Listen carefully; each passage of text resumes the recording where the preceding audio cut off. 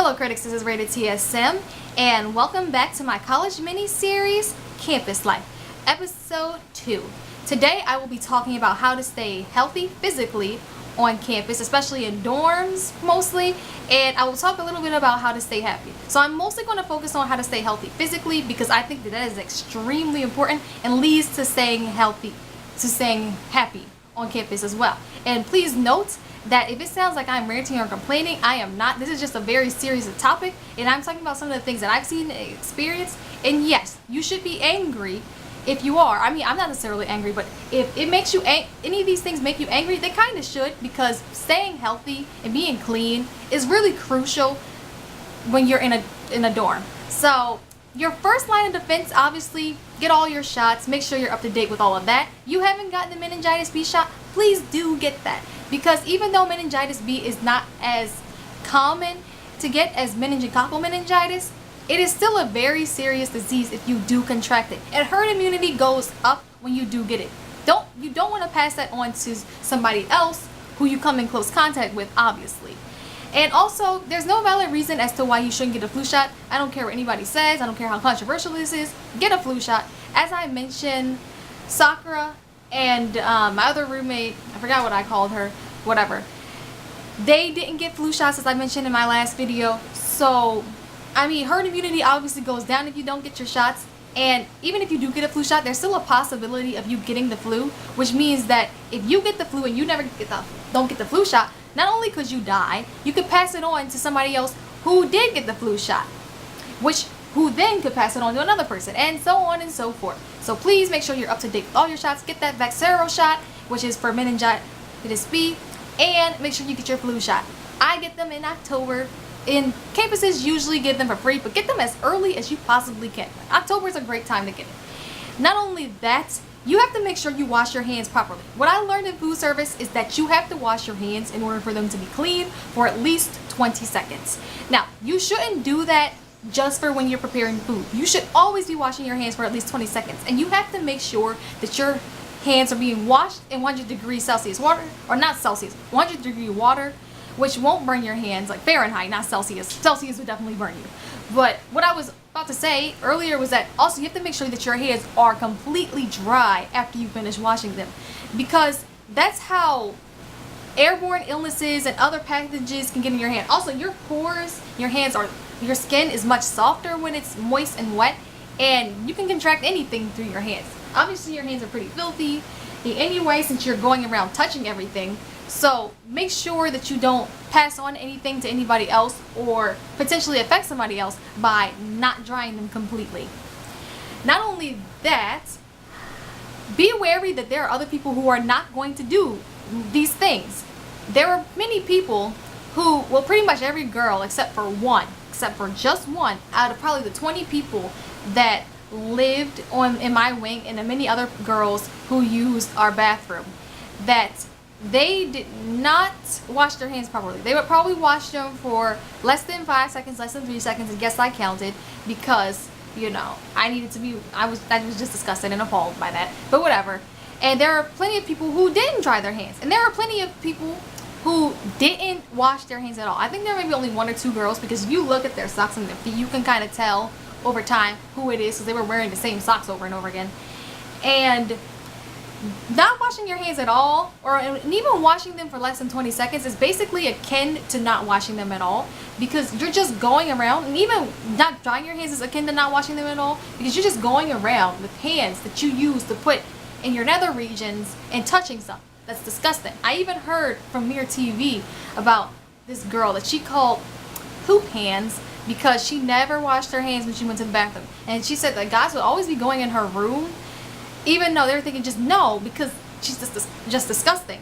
And I'd be willing to bet you even that those guys probably did at least attempt at washing their hands, because most people, I would assume, do attempt at washing their hands. But I say attempt because, again, if you're not washing your hands for at least 20 seconds or more and at least 100 degree water, you are not cleansing your hands. And also, just putting hand sanitizer on your hands is also not acceptable.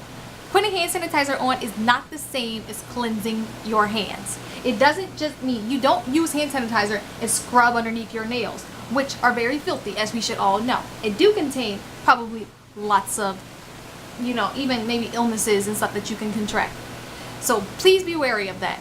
And not only that, especially in the winter, I would always suggest probably cleansing yourself, probably at least daily, because when you are out and about during the day, you're always coming in contact with different debris, foreign pathogens, and they're all coming at you from every angle, attacking your body.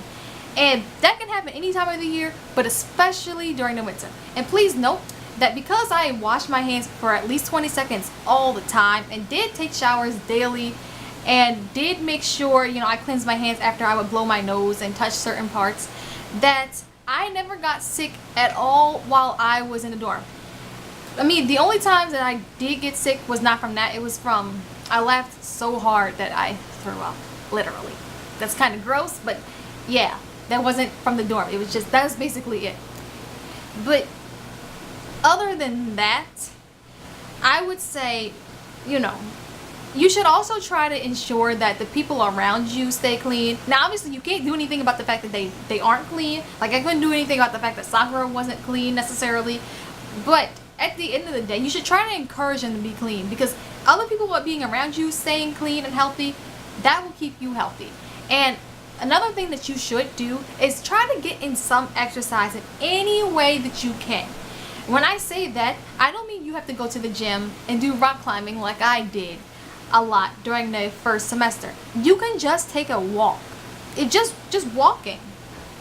That's all you have to do, because walking is obviously very good for you and pretty much exercises many muscles and whatnot. And I can guarantee this. I mean, obviously I can't guarantee anything.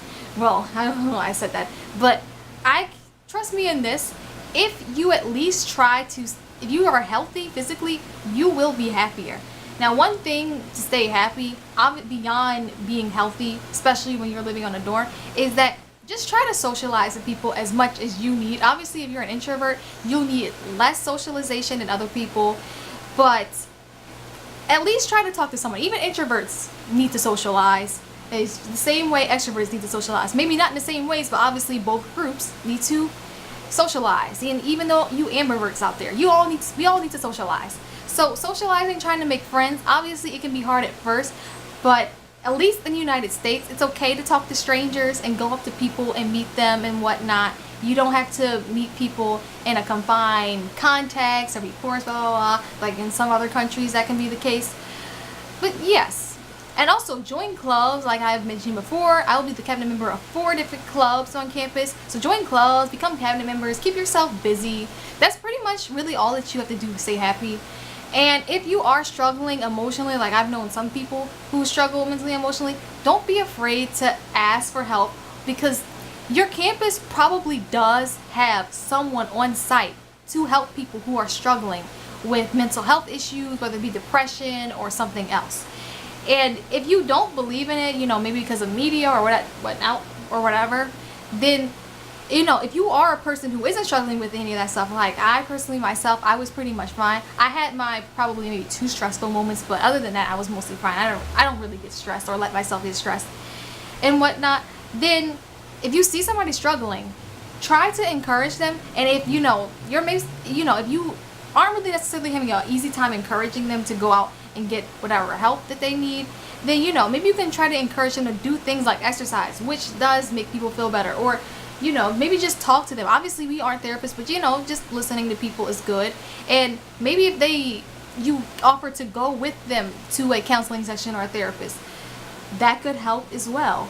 And even if your campus is not in the middle of nowhere, try to go do something. I mean, my campus is not close to Philadelphia necessarily, but maybe you could try to go on an outing or something like that. And maybe if you're near a major city, just have a day trip or to a major city or something like that.